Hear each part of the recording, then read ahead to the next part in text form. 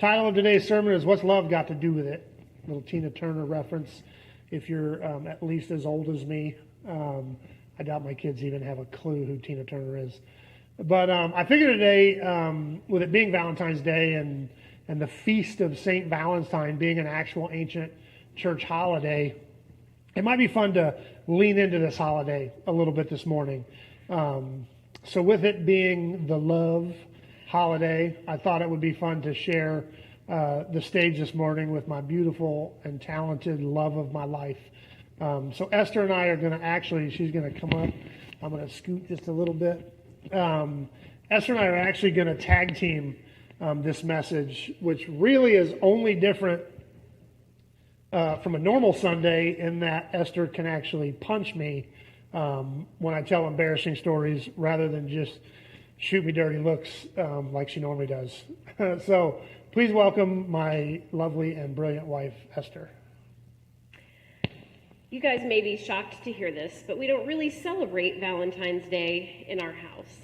Chris has this really long spiel on how it's the one day a year when our consumption in America of chocolate and roses outpaces what we can produce within our own borders, so we have to import chocolate and roses from nations where people are basically enslaved so that we can celebrate a virtue that really should be celebrated every single day of the year. And don't get me started on blood diamonds, because that's a whole another thing.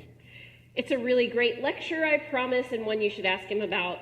And when you have some time, just make sure you have about 45 minutes to spare. But for me, the idea of Valentine's Day has always been a little difficult because it's hard to celebrate the horrific death of a man who simply wanted to see people follow God in the gift of marriage. According to church history, which is admittedly a little spotty in the 3rd century, Valentine was a priest somewhere around 250 to 270 AD. He subverted a law in the Roman Empire that forbade soldiers from marrying. The emperor at the time, Claudius the Cruel, believed that soldiers were much more useful if they didn't have a wife and kids to worry about. So this led him to outlaw marriage among Roman soldiers. Ironically, unlike many of his predecessors, Claudius did not seem to be bent on martyring Christians themselves. He really just didn't like marriage. Valentine felt convicted that this law was wrong and that marriage was a holy gift from God, so he began to secretly perform wedding ceremonies for soldiers. Now, Valentine seems to at one point have had a benefactor who was an aristocrat named Asterius, and Asterius had a daughter who had gone blind. Valentine prayed for the girl, and her sight was restored. And this is one of the miracles that led the Catholic Church, which at the time was just the church, to Saint Father Valentine. Valentine developed a deep relationship with the daughter of his benefactor and with the entire family. In fact, it was because of Valentine's prayer, love, and concern for them that Asterius and his family all became Christians. Unfortunately, though, this seems to have brought Valentine into the limelight just a little bit. And because of this, his secret weddings were discovered. He was arrested, tortured, tried, and sentenced to be beaten, stoned, and finally beheaded. Because, 2 beatings and a stoning are never enough. In the final moments before his sentence was to be carried out from his cell, Valentine is said to have written a note to the girl whose sight he had restored, and he signed it simply, "From your Valentine." And from that happy-go-lucky story, we've built an entire holiday based on romance. But even though my husband rebels against Valentine's Day for social justice reasons, and I get far too caught up in the history of the man Valentine to feel very romantic at all, make no mistake, February the 14th is a big day in our house. You see, February the 14th, 2010 represents a day when God showed his love for our family, and especially for me, by gifting us with a little boy. Now, if you've never met Isaac or heard any stories about him, then you've probably never really laughed as hard as you can. You see, from the moment he began crawling around, and his older brother Matthew taught him to innocently crawl across the floor and untie other people's shoes while smiling innocently at them, Isaac has specialized in bringing laughter and joy, and if we're honest, orneriness to everyone around him. But the real beauty of Isaac's birth rests in the fact that 7 years before he was born, God had promised me that he would give us an Isaac, and that he would bring laughter back into our family. You see, the name Isaac means laughter. And the 7 years between that promise and February the 14th of 2010 were filled with immense hurt and pain, but eventually and slowly healing, anticipation, and joy. But the thing that stands out most from that season is the way that I learned love, not just as a feeling or as an action, but as a foundation for all of life. So let me start by saying, even though I don't like Valentine's as a romantic holiday per se, that doesn't mean that I'm not romantic. I'm actually the sappy one in our relationship. I've always written Esther poetry for our entire relationship, and she keeps them all in this ominous box in our house that I live in constant fear that someone's going to discover and embarrass me endlessly. Some of my poetry is really bad, and especially when we were younger, man, I just poured out some Hallmark card worthy sappiness. In fact, Esther threatened that if I wasn't nice in this sermon, that she was going to pull out a couple and read them to everybody. So I will be nothing but sweet to my beautiful wife this morning. Love is a difficult thing to talk about. This is partially because we talk about it so much that we have a tendency to use the word love as though everyone knows exactly what we're talking about, when in fact, a lot of times we say love to someone, they hear something completely different. They have a totally different understanding of that word. For instance, according to the English language, love is an emotion we fall uncontrollably into. But it's also an action we choose to exercise with a force of will. So both an emotion and an action. And not only is this dichotomy seemingly mutually exclusive, but the binary parts themselves are very broad. As an emotion, we use love to speak of this deep and passionate connection we feel to another human that makes us act completely irrationally, even to the point that we might feel we can't breathe without them. In fact, I think it's ironic that Saint Valentine is the patron saint of lovers because he was secretly marrying people that the emperor had forbidden to be married. But he's also the patron saint of epileptics, and nothing feels as out of control and almost epileptic as being in love at times. But not only does the emotion of love define the way we fall into this passionate relationship, it also defines the way we feel about our favorite burger joint. We might say, man, I love their burgers, or maybe the way we feel about our friend's shoe. Dude, I love those kicks. So yeah, not helpful that we use the same word to talk about the person we would die for and the burger that we can't wait to sink our teeth into. And when we speak of love as an action, it's not much clearer. We say that we love our enemy because love is not a feeling, it's a choice. It's something we can choose to do. It's an action. So even if we don't like somebody, we can still love them. But not only is it this action we can choose to do, but it's something we can make. We can make love. And that's something we're certainly not going to talk about on a Sunday morning at church. But when Esther says that we learn to love as the foundation of all of life, we're talking about our deep human design. I'm sure you've heard me say many times that God looked down at a perfect man in a perfect, sinless environment who had a perfect, unbroken relationship with his Creator. And into this perfection, God said, this is not good. This is not good. Something in our deepest, not damaged by sin, but truest and deepest design connects us to other people. We are coded for connection. We have this tendency to think, as long as I have God, I have everything. If it's just me and God against the world, we'd make it. That is not true. If it was just you and God, God would look down and say, this is not good. It's not good for man to be alone. He wants us to be connected to other humans. In fact, just a funny little piece of evidence. This picture, can you guess what all four of these pictures have in common? The polar bear, the tiger, the horse, the human. What they have in common is that every animal on that slide is 1 year old. Now, if you are guessing which creature is least equipped to survive independently, which one would you guess? And I'm not even talking about emotional fulfillment. I'm talking about mere survival. If you were to guess the species that was designed to live interdependently with others of its kind, which one of those creatures would you pick? God simply did not give us the tools it would require to live alone. If you look at that picture, every single one of those animals is more than equipped at 1 year in to not only survive but thrive, except for the human. If you walked away from that human right now, it might survive a couple days. God did not create us to be alone. We are forced by our own frailty to live in deep connection with other humans for years and years before we can even consider the independent thing. And I don't think that this is by accident. We were simply not created to be alone. So when we say that we learn to love as the foundation of all life, we're talking about the very way that we're coded to function successfully as humans. We were wired for this thing called love. Not just an emotion we feel or an action we commit, but the very fabric of our original design. One of the things that I'm sure you've heard Chris say multiple times is that we're called to love God and love people.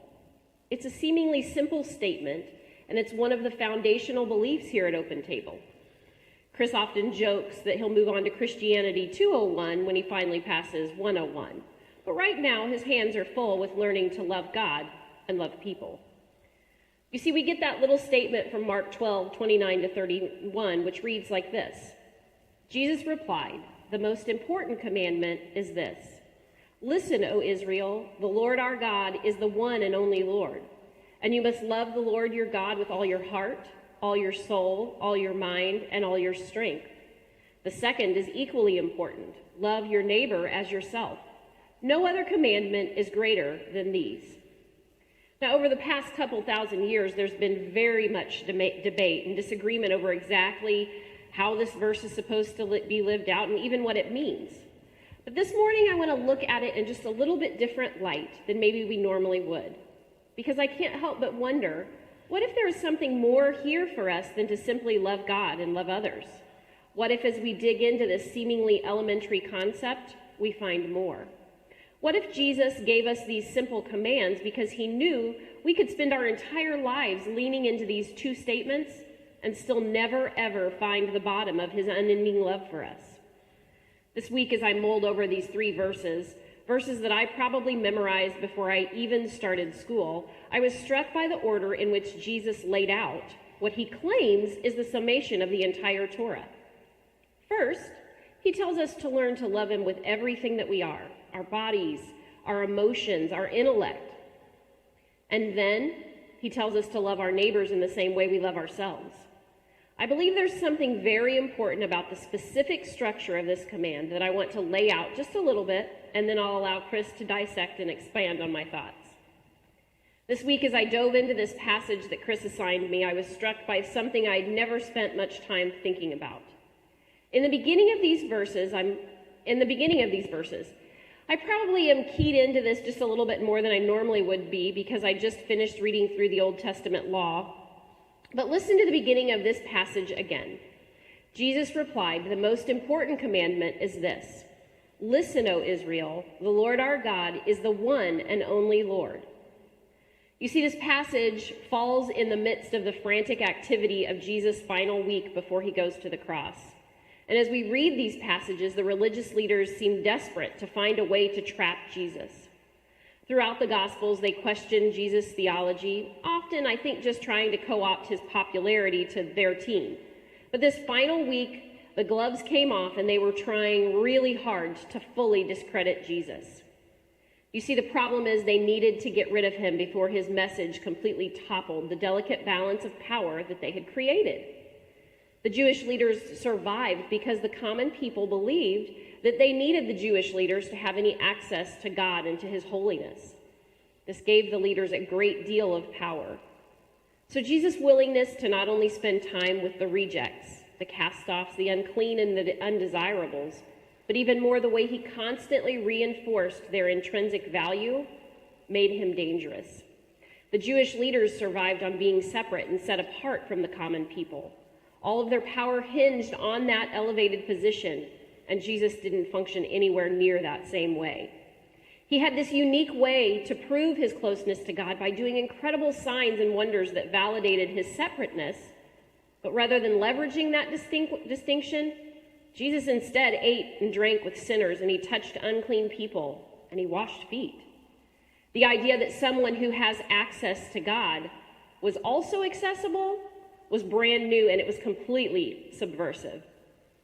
So into this highly charged, revolutionary environment that Jesus' ministry style had created, he speaks of the greatest of commands. And with this single statement, Jesus calls the religious leaders back to the Torah. This is so important because Jesus was reminding them that his accessibility to the ordinary ragamuffins wasn't a new thing. God's intention for the Torah was always accessibility. From the very beginning, the law was meant to show them that God's desire was for him to live among them and to love them and to have a relationship with them. Jesus started that statement about the greatest of commands with what's called the Shema Yisrael, which is O hear, O Israel, the Lord our God is one. This is the prayer. So for Jesus to make this statement, to open up his list, if you will, of the greatest commands with the Shema, was like us starting a statement with our Father who art in heaven. Like it would have immediately triggered in the Jewish leaders where he was going with this. See, in the Garden of Eden, God dictated that what was good and evil. And this allowed for a space where God could live amongst humanity without his holiness consuming the people that he loved. He was the one who dictated for Adam and Eve, for the only humans, what was good and what was evil. When the humans decided to choose for themselves what was good and evil, this closeness between God and people was broken. Humans no longer walked closely with God. In fact, they also began to abuse each other, literally not even one generation away from the original fruit that brought sin into the world. The first murder occurs. People were no longer connected to God. They're now in full abuse of other humans. So when God gave the Torah to Israel, it was meant to create a space where God could be among his people in close fellowship again. See, God's desire was always to be with his people, but in close fellowship, it would be dangerous to do that.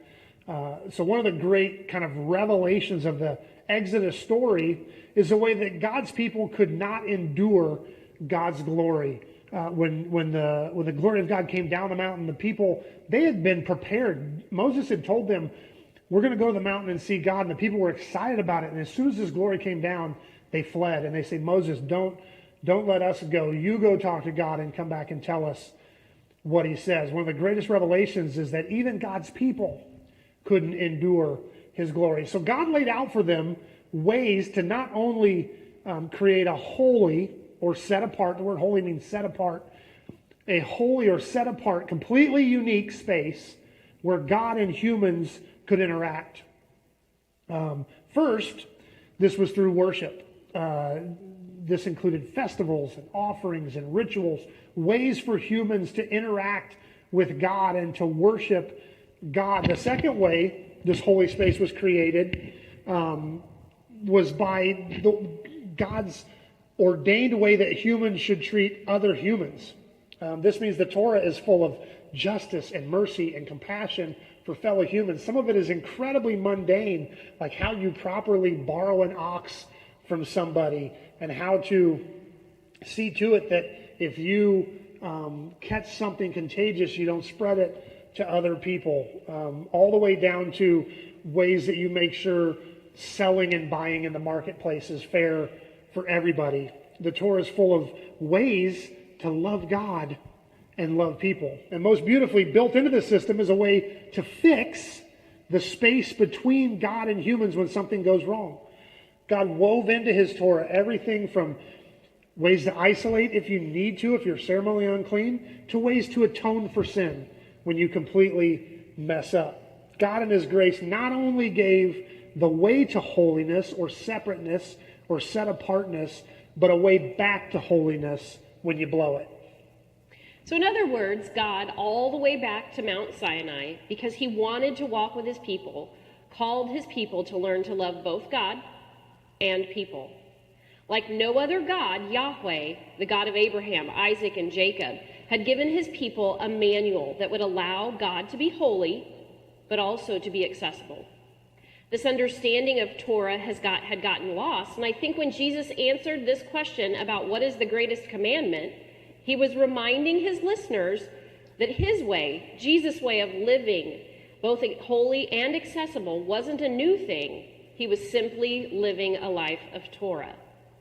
So Jesus not only answered their question about the greatest commandment, he also simplified all of Torah into one action: learn to love. All through the Torah, God told the Israelites to write the words of Torah on their clothes, to tell them to their kids and to speak them over meals and to tell the story over and over at their festivals. David said he meditated on God's words day and night. They weren't just rules to obey, they were concepts to be figured out, ways to draw us into relationship with him. They were supposed to be studied and learned. Torah meant they were supposed to spend their lives learning to love. Now, I think it's really important, and I think the order that Jesus gives us here is likely just as important. First, we have to learn to love God with everything in us. I believe that as our love for God grows and we begin to care about the things that he cares about, especially the way he cares about people, we begin to better ourselves. But there's a catch. Jesus said that the metric we're to use to know if we have enough love for others is to love them as much as we love ourselves. So if this metric is true, then the only way to increase our capacity for loving others is to also increase our capacity of love for ourselves. How many of us skip right over that part about loving others as we love ourselves? We tend to stress the love God and the love people part without remembering that we too are people. I think Jesus was trying to remind us all that the only way that we can truly love others is if we truly learn to love ourselves. And the only way that we can learn to love ourselves is if we spend time and energy learning to love God. So what's that look like?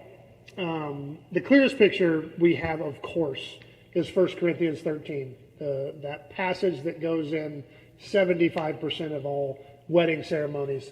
And this chapter not only greatly stresses the all-encompassing importance of love, but it also paints the best picture of what love looks like in the scripture. And it reads like this: love is patient and kind. Love is not jealous or boastful or proud or rude. It does not demand its own way. It is not irritable, and it keeps no record of being wronged. It does not rejoice about injustice, but rejoices whenever the truth wins out. Love never gives up, never loses faith, is always hopeful, and endures through every circumstance. I actually spent quite a bit of time this week translating this entire passage from Greek. And there's a few really fun Greek words that shed some light on the English words we use. And I don't want to bog down a long time on that, but I did want to share a couple. The word patient, when it says love is patient, in the Greek is the word makrothemeo, which is a compound word that literally means long breath. And as if love requires us to occasionally go, doesn't that feel like what it takes when you have to have patience? Like, just breathe. Just breathe. Love is a long breath. The word irritable, when it says love is not irritable, is the Greek word paroxuno, which is made up of two Greek words, one that means alongside or on the edge of, and the other means acid. It's the Greek word for acid. So in the Greek, the word irritable means to sit right on the edge of acid. Anybody know someone who is paroxuno, right on the edge of acid all the time? So there's some fun stuff, but not not necessarily illuminating. Irritable works, patient works. What I do want to draw our attention to is the side of love that I think we sometimes miss. And to get there, I want to look at a little bit of Jewish philosophy. While secular philosophers were trying to figure out and sort out metaphysics and epistemology and ways to determine what is objectively true and what is purely subjective, Jewish philosophers were trying to understand the nature of God's creation in relationship to God himself. And it all started with a simple philosophical question. If before God created the universe, there was nothing but God, then where did God put the universe that he created? I'm going to let you think on that for a second. If before God created the universe, there was nothing in existence except God, then where would God put the universe once he created it? And this is kind of what philosophers do. They sit around and dream up questions that cannot be answered. But these philosophers came up with an answer, and they called it Tzimtzum. Tzimtzum. Tzimtzum is defined as a contracting of God's divine presence, a pulling back of God's divine presence to create space for something that is not God to exist. So in other words, he had to withdraw some of his very being so that he could create a space for the universe to exist and have some level of autonomy apart from God. So that God would be everywhere, but the universe wouldn't be God. It would be something distinct and autonomous from God. Well, this concept, this Tzimtzum, went on to explain a great deal of how God acts, especially the way he acts with the pinnacle of creation, the man and woman, to choose a path other than the path that God had for them, something we would call free will. For them to have any kind of a free will at all, God would have to Tzimtzum, or contract himself to give Adam and Eve space to choose. So God, in essence, had the full power and ability to make Adam and Eve do everything he wanted, to basically be robots. But he didn't do that. Instead, he Tzimtzumed. He withheld himself. Some people say God, in essence, handcuffed himself. But God had to Tzimtzum himself to create space for Adam and Eve to choose. So all through the scripture, every time the people of God choose poorly, the Jewish philosophers would note the way that God has to Tzimtzum in that moment in order for his people to make mistakes. Now, please remember, this idea of Tzimtzum is a philosophical idea, not a kind of a biblical articulated doctrine. But I really think that there is something about it. And I especially think this idea of Tzimtzum exists all through 1 Corinthians 13. So I'm going to read it again. I'm going to read this passage again. It's fairly short. Listen for the ways that love creates space, the way that love contracts to allow someone else to have autonomy, and that autonomy exists in the act of love itself. Love is patient and kind. Love is not jealous or boastful or proud or rude. It does not demand its own way. It is not irritable, and it keeps no record of being wrong. It does not rejoice in injustice, but rejoices whenever the truth wins out. Love never gives up, never loses faith, is always hopeful, and endures through every circumstance. Notice how it says it is not rejoice about injustice. We have this tendency to see injustice and feel like we need to combat it and fight it. And instead, the definition of love almost creates space for it. Doesn't that sound terrible? But it allows the autonomy. It doesn't celebrate injustice. It hates injustice. It only celebrates when the truth wins out.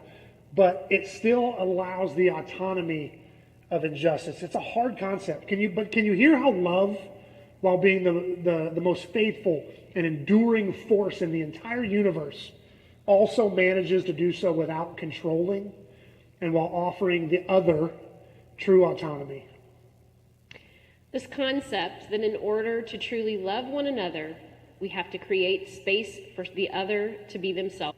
I mean, who hasn't cheered with joy as they scoot further and further away from a newly walking toddler so that the little one can grow more and more independent? Who hasn't felt the sense of accomplishment and excitement when you first let go of the back of your child's bike as they learn to ride on their own? Or who hasn't felt the anxious hope as you watch your child swim across the pool on their own for the very first time? Autonomy and independence is good, and we celebrate it. But that same autonomy and independence becomes much harder when you watch those same children make poor decisions, or when they admit to mistakes that they've made. Or what about the spouse who's made the choice to end a marriage, or the family member who decides to quit fighting a terminal disease? What about the friend who's addicted to drugs, or the parent who refuses to acknowledge the pain that their abuse has caused? What about the person whose political viewpoints threatens all of the things that you hold dear? And what about you, creating the space that you need to examine the places where you've failed and hurt others or yourself? Zimzum might sound like a cute word, but believe me, it can be very painful. How do we love and still create space in scenarios like these? Situations where we think we know the answers, or when our viewpoint is worlds away from the others? How do we create space and love well in those moments? Let's look back at our first reading one more time. Jesus replied, "The most important commandment is this: Listen, O Israel, the Lord our God is the one and only Lord. And you must love the Lord your God with all your heart, all your soul, all your mind, and all your strength." The second is equally important. Love your neighbor as yourself. No other commandment is greater than these. In these moments where we struggle to love, where we struggle to let the other have the space that they need to be different from us, to choose differently, let's commit to first remembering that our God is the one and only God. He's completely unique, and he has spent all of history creating space for us. Let's remember that the space that he created for us is the space where we're able to fail, where we're certainly able to fall, but also we're able to find him and his love for us. And it's only in that space that we learn to love him back. And as we learn to love him more and more, his love for us draws us into places where we learn to love ourselves in ways that make us so much better at loving others. So how do we respond to this? I tease Esther all the time because when we were dating, I said I love you first, and she responded with thank you. Which still makes my heart hurt a little bit.